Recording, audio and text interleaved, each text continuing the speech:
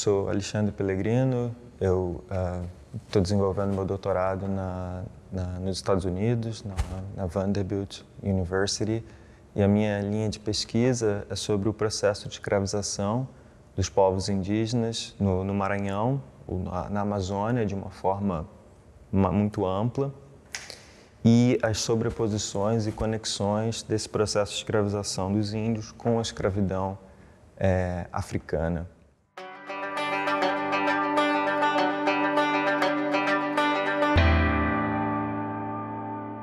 Como eu estudo Maranhão e São Luís no período colonial, no século XVIII, ela, assim como várias outras partes do Brasil, ela pode ser considerada uma sociedade católica e escravista.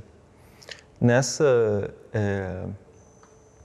sociedade, o ritual de batismo era fundamental, era a porta de entrada para a sociedade católica e uma condição essencial para fazer parte do Império Português. Para ser vassalo do rei, você precisa ser católico. Então, e pelo menos em teoria, os senhores eram obrigados a batizar os seus escravos. Nesse ritual, o batizado ele recebia um nome cristão e, o que é mais importante para a integração da comunidade, um padrinho e uma madrinha. Esses dois agentes, eles cumpriam um papel essencial na integração e na conformação daquela sociedade colonial. Uma das principais questões que a minha pesquisa vem desenvolvendo são exatamente os padrões de compadrio, né, dessas relações. A questão é exatamente se esses compadrios eles eram mais horizontais entre escravos, ou seja, se um escravo recebia padrinhos e madrinhas também escravizados, ou se elas eram mais verticais entre a população livre, seja população livre empobrecida, ou mesmo entre os senhores, aí sim verticalizada.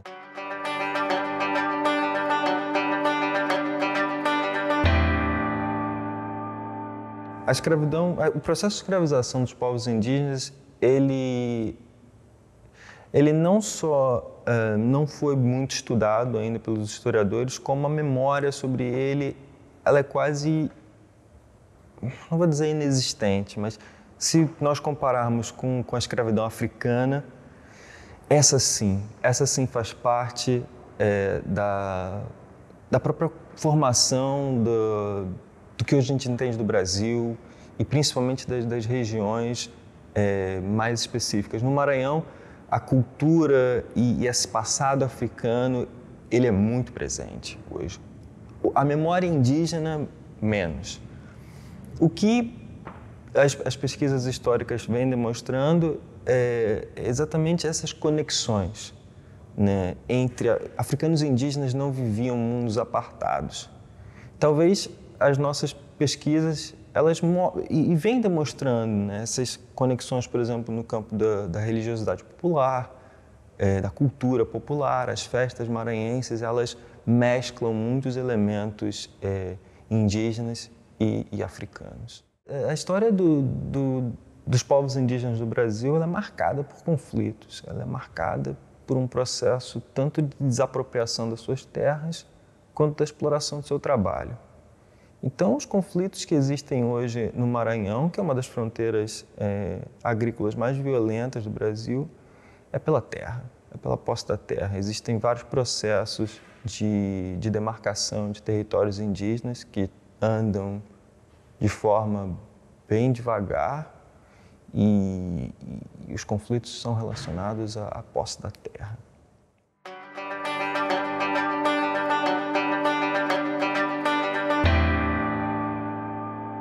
A historiografia vem, nos últimos 15 anos, desenvolvendo, se antes ele era ignorado ou visto como um processo menor, hoje muitos historiadores colocam no próprio centro, na própria conformação das dinâmicas imperiais e na conformação dos impérios coloniais.